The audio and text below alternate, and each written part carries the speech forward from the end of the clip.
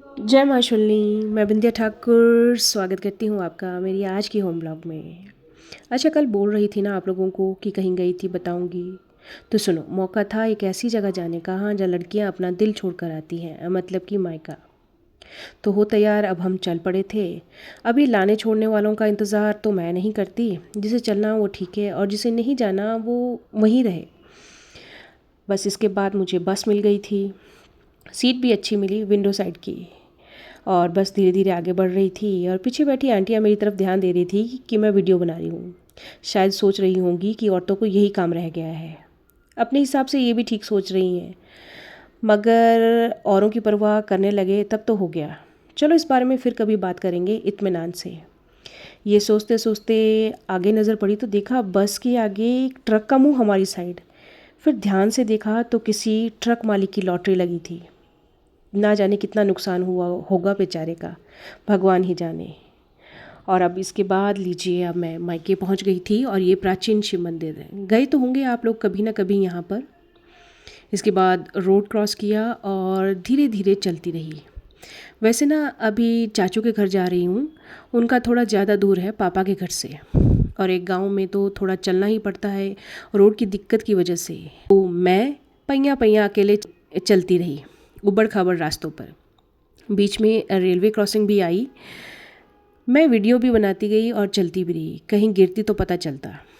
और ये धूप बिल्कुल मेरे सर पर पेड़ों और हरियाली के बीच से साथ साथ चल रही हो। और पता है क्या सोच रही थी? अगर अभी कोई धूप में बोलता ना कि बिंदिया बाईपास तक जाना है, तो मैं अपने कमरे का दरवाज़ा ही बंद कर देती। पर ये तो मायका है, तो हम लड़कियों को कोई भी धूप और बारिश नहीं रोक सकती। बस यहाँ चाचू चाची से मिली, भाई भाभी से खूब गपशप की, और दिन में ठीक 2 बजे हम आगे बढ़े। ये देखिए, टमाटर और झांबों से भरी हुई बागटी। ये मेरे भतीजे, धूप में भी इनको चैन नहीं। चाची बोल रही थी कि वीडियो में बोलना है कि सीरियस रहना है। मैंने बोला आप साथ चलो, बस बोलने का काम तो मैं रोज़ पूरा कर देती हूँ। लोग अभी मुझे ही बर्दाश्त नहीं कर पा रहे हैं, तो आपको क्या ही करेंगे। बस अब खेतों से चलते चलते और बच्चों की शर्तों को देखते, जैसे ही खोड़ा क्रॉस किया, बच्चों ने तो 2 बच्चों ने तो कर दिया, फिर तीसरे ने कीचड़ में डुबकी लगाते लगाते सारा इल्ज़ाम दादी पर डाल दिया। बोलता अगर आप ना पकड़ते तो मैं निकल गया था, आपने हाथ लगाया तो ऐसा हुआ।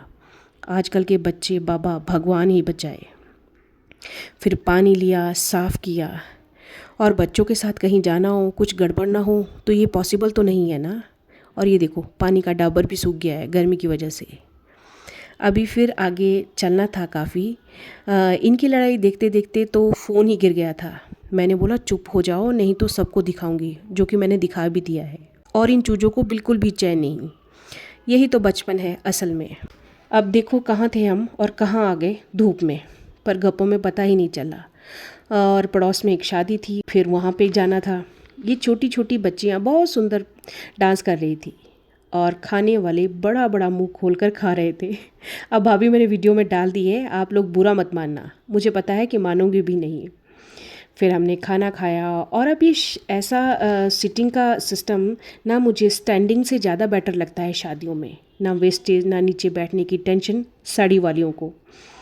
और ये Golu Gappu doll very cute interact कर रही थी मेरे फ़ोन के साथ। आजकल के बच्चे बहुत स्मार्ट हैं। अब डांस भी हुआ, हम दर्शक बने देखते रहे, और अब घर चलने की बारी।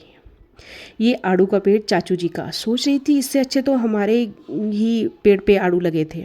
फिर मैंने सोचा क्या किसी का बगीचा उजाड़ना। अब ब्राउनी वेलकम करने आया, तो भाभी जी ने बड़ी मुश्किल से हटाया। अंदर तो आने दे कम से कम। बस इसके बाद थोड़ी देर बैठे, खूब गपशप की।